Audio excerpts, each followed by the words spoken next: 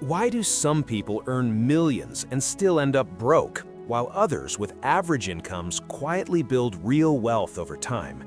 It sounds unfair, right? But here's the truth that most people miss. Money isn't just about numbers, it's about behavior. Hey everyone, welcome to Neon, where ideas spark like electricity. And today we're diving deep into one of the most eye-opening books ever written about money, The Psychology of Money. This isn't a book that teaches you how to pick stocks or get rich overnight. It teaches you how your mind works when it comes to money, and that changes everything. Think about this for a second. Have you ever known someone who makes a lot of money but somehow is always broke? And on the other side, someone who doesn't earn much but always seems financially stable? That gap is psychology. The first powerful idea is that financial success is not a hard science, it's a soft skill. It's not about IQ, degrees, or knowing complicated formulas. It's about patience, discipline, and how you react to situations. Imagine two friends, same job, same salary, same opportunities. One saves a small portion every month, invests calmly, and avoids unnecessary risks. The other spends to impress, upgrades their lifestyle every time they get a raise, and chases quick wins. Fast forward 10 years, their lives look completely different. Not because one was smarter, but because one behaved better. And here's where it gets even more interesting. Luck and risk play a bigger role in success than we like to admit. We love stories that say work hard and you'll succeed, but reality is messier. Someone might start a business at the perfect time, in the right market, and become wildly successful. Another person might work just as hard, maybe even harder, but face bad timing or unexpected problems and fail. Does that make one person a genius and the other a failure? Not really. It just means the world is unpredictable, and understanding that can actually make you smarter, because instead of blindly copying successful people, you start focusing on what you can control. Now let's talk about something that destroys more wealth than bad investing ever could, the idea of never enough. This is where people win, but still lose. Imagine you've built a fortune, you're financially secure, your future is safe, but you keep taking bigger and bigger risks just to get more. Why? Because you're comparing yourself to others, because your definition of success keeps moving, and one bad decision, one moment of greed can wipe everything out. This has happened to countless people. The lesson here is simple but powerful. If you don't define what enough means for you, you'll never feel satisfied, no matter how much you have. And that's a dangerous game. On the flip side, one of the most powerful forces in building wealth is something incredibly simple: compounding. It doesn't look exciting at first, and that's why most people ignore it.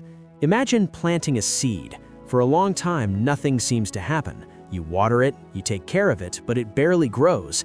Then suddenly, over time, it starts expanding faster and faster until it becomes something massive.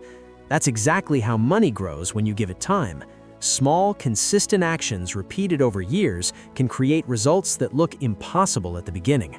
The problem is, we live in a world that wants quick results, instant success, and overnight wins. But real wealth is slow, quiet, and almost boring, and that's why so few people achieve it.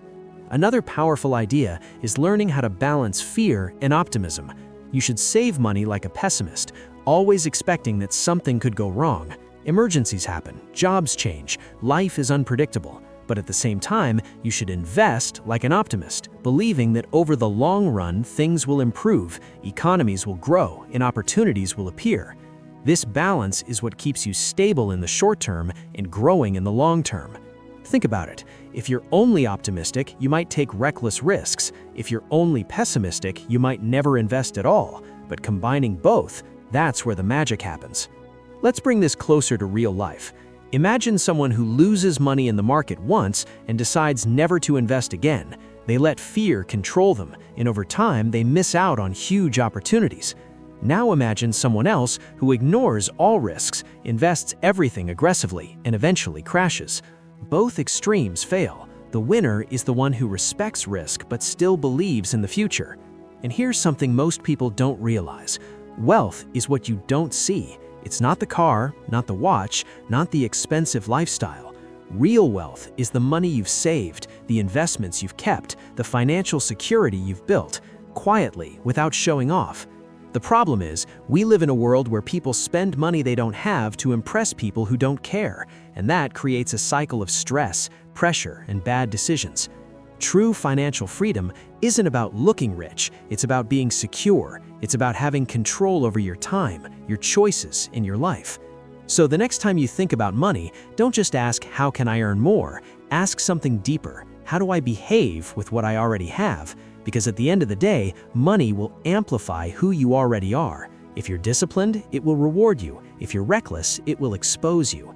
And that's what makes this topic so powerful. It's not just about finance, it's about understanding yourself. So, here's a question for you. Are your financial decisions driven by logic or by emotion? Are you building something long-term or chasing short-term validation? Take a moment and think about it. And if this changed the way you see money even a little bit, make sure you stick around, because on Neon, we don't just talk about ideas, we spark new ways of thinking.